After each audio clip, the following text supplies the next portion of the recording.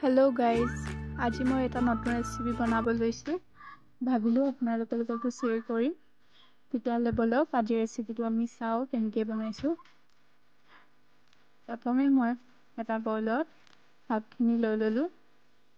এটা মিডিয়াম চাইজৰ পিঁয়াজ কাটি ল'লোঁ আৰু মচুৰ দাইল অকণ ধুই মেলি আধা ঘণ্টাৰ আগত তিয়াই থলোঁ। এটা মিডিয়াম চাইজৰ বিলাহী কাটি ল'লোঁ, 4টামান জলকীয়া আৰু নহৰু লৈ ল'লোঁ।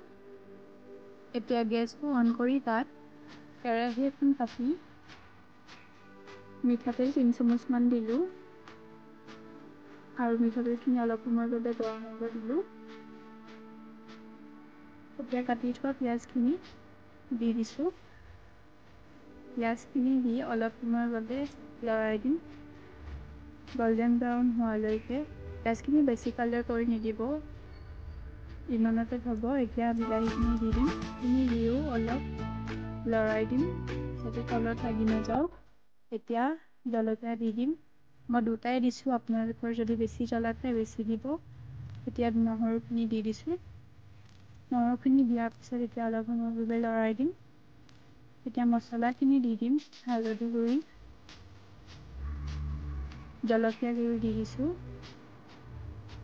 জিৰা দি দিছোঁ আৰু ধনিয়া দি দিছোঁ। এতিয়া গোটেইখিনি ভালদৰে মিক্স কৰি মই দি দিছোঁ। সোৱাদ অনুসৰি দিছোঁ, আপোনালোকে দি দিব। আৰু এতিয়া ঢাকনিখন মাৰি অলপ সময়ৰ বাবে থৈ দিম। এতিয়া 10 মিনিটৰ পাছত মছলাখিনি আকৌ এবাৰ লৰাই দিম। লৰাই দিয়াৰ পিছত ইয়াতে মচুৰ দাইলখিনি দি দিছোঁ।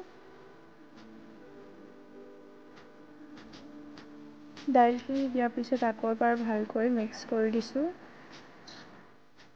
ইয়াতে এতিয়া পানীখিনি দি দিছোঁ। পানী দিয়াৰ পিছত আকৌ এবাৰ ভালকৈ মিক্স কৰি দিম।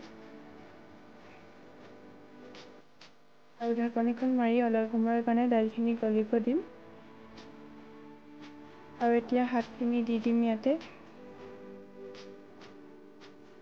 গোটেইখিনি যাতে ভালকৈ মিক্স হৈ যাওক, আপোনালোকে এনেকৈ কৰি দিব। এতিয়া ঢাকনিখন মাৰি 10-15 মিনিটৰ কাৰণে থৈ দিম। আৰু এয়া আজি আমাৰ ৰেচিপি ৰেডি হৈ গ'ল। আৰু আপোনালোকে যদি চাই ভাল পালে তেতিয়াহ'লে মোৰ চেনেলটো লাইক, কমেণ্ট আৰু ছাবস্ক্ৰাইব কৰিবলৈ নাপাহৰিব। Thank U.